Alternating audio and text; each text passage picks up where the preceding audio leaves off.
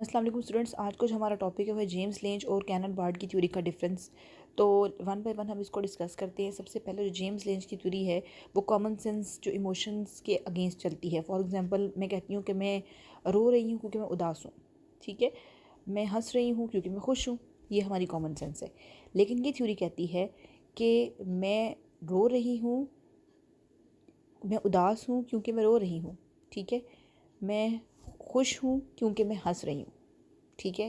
यानी हम physiological reaction जो भी हमारा हुआ, हमने उसकी इंटरप्रिटेशन पे अपने इमोशन को बेस किया, ठीक है। फॉर एग्जांपल गली में किसी ने डॉग को देख लिया, उसका हार्ट बीट फास्ट हो गया, वो भागने लगा, ठीक है। वो कहेगा मैं भाग रहा हूँ क्योंकि मैं डर रहा हूँ, ठीक है। वो ये नहीं कहेगा मैं डर रहा हूँ इसीलिए मैं भाग रहा हूँ, वो कहेगा मैं भाग रहा हूँ या मेरी हार्ट बीट फास्ट हो रही है इसीलिए क्योंकि मैं डर रहा हूँ, ठीक है।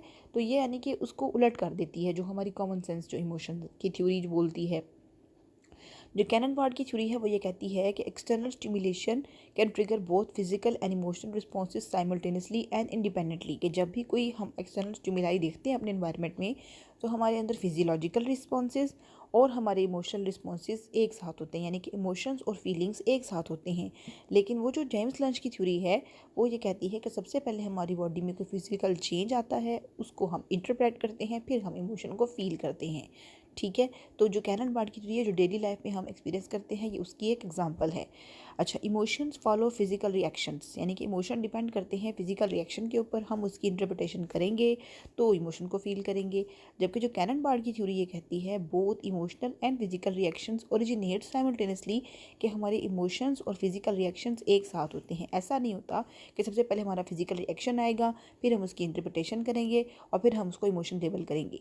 जैसा कि मैंने आपको बताया कि मैं रो रही हूँ, ठीक है, मैं उसको देखूंगी मैं रो रही हूँ, फिर मैं फील करूँगी मैं उदास हूँ। ऐसा कुछ नहीं होगा कि अपने इमोशंस जो हैं वो अपने फिजिकल इंटरप्रिटेशन रिएक्शंस की इंटरप्रिटेशन पे बेस करूँगी, ठीक है। मेरी फीलिंग्स और मेरे इमोशंस एक साथ होंगे, ये कहती है कैनन बार्ड की थ्योरी। अच्छा, उसके बाद है bodily reactions from the basis of emotion. James length की थ्योरी में बॉडीली रिएक्शंस होना ज़रूरी है। फॉर एग्जाम्पल आप हंस रहे हैं, ठीक है, आप हंसेंगे तो अपने आप को खुशी का लेबल देंगे। आपके आंसू गिर रहे हैं तो ही आप रोने को रोने का लेबल देंगे, ठीक है। तो फिर ये कह रही है physical reactions are not dependent on emotional responses and vice versa. ये कहती है कि हमारे फिजिकल रिएक्शंस और इमोशंस एक साथ वाक़या होते हैं, ठीक है।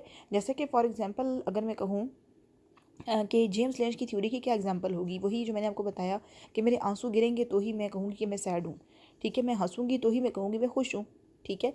अच्छा, लेकिन जो कैनन बार्ड की थ्योरी है वो ये कहती है कि हमारे जो फिजिकल रिएक्शंस वो डिपेंड नहीं करते इमोशनल रिस्पॉन्सेज पे, ठीक है। इसकी जो थ्योरी है उसकी एग्जांपल ये हो सकती है कि जैसे आपका जॉब इंटरव्यू होता है, तो आप एक रात पहले बहुत ज़्यादा अपसेट फील करते हैं, आपके स्टमक में पेन होता है, आपको वॉमिटिंग की फीलिंग हो रही होती है, सर में दर्द हो रहा होता है, ठीक है, साथ ही आपको खौफ आ रहा होता है, ठीक है। अब देखें फिजिकल रिएक्शंस और आपका इमोशन एक साथ हो रहा है ना। आप ऐसे पेपर देने से पहले भी फील करते हैं कि आपके सर में दर्द हो रहा है, आप बहुत ज़्यादा बेचैन फील कर रहे हैं, ठीक है, हार्ट बीट फास्ट हो रही है रूम में जाने से पहले पहले। ये फिजिकल रिएक्शंस हैं। लेकिन साथ ही अंदर क्या होता है आपके, जिसको आप इमोशन का नाम देते हैं, वो है डर, ठीक है, खौफ कि पेपर कैसा होगा। ये दोनों चीज़ें एक साथ चलती हैं। ऐसा नहीं होगा कि स्टेप वाइज कोई चीज़ चलेगी, जैसा कि जेम्स लेंज की थ्योरी में था। Theory developed in the late 1800, ये थ्योरी 1800 में डेवलप हुई थी और ये थ्योरी जो है वो 1927 में जेम्स लेंज की थ्योरी के अगेंस्ट बनाई गई थी, ठीक है, उसकी क्रिटिसिज्म पे बनाई गई थी। क्योंकि हम लोग डेली रूटीन में ऐसा फील नहीं करते, समटाइम्स हम वैसे खुश होते हैं, ज़रूरी नहीं कि हम नज़र भी आ रहे हों, ठीक है। लेकिन जेम्स लेंज की थ्योरी में तो आपको नज़र आना पड़ेगा। आप पहले फिजियोलॉजिकल रिएक्शन को देखेंगे, फील करेंगे, उसके बाद आप इमोशन को नाम देंगे या इमोशन को लेबल देंगे। तो ऐसा भी तो होता है कि हम बाज़-औक़ात कुछ देख नहीं रहे होते या हमारा कुछ दिखाई नहीं दे रहा होता, हमारा इमोशन नज़र नहीं आ रहा होता, अंदर से हम उदास होते हैं लेकिन ऊपर से हम हंस रहे होते हैं, ठीक है। ऐसा भी तो होता है ना। तो ये फिर क्रिटिसिज्म बन जाता है इस थ्योरी का। इसीलिए कैनन बार्ड ने अपनी थ्योरी को प्रपोज किया कि हमारे फिजिकल रिएक्शन और हमारे इमोशंस एक साथ चलते हैं। ऐसा नहीं होता कि इमोशन को फील करने के लिए पहले फिजिकल रिएक्शन की इंटरप्रिटेशन की ज़रूरत पड़ेगी। आई होप कि आपको इसकी अच्छी से समझ आई होगी। Thank you.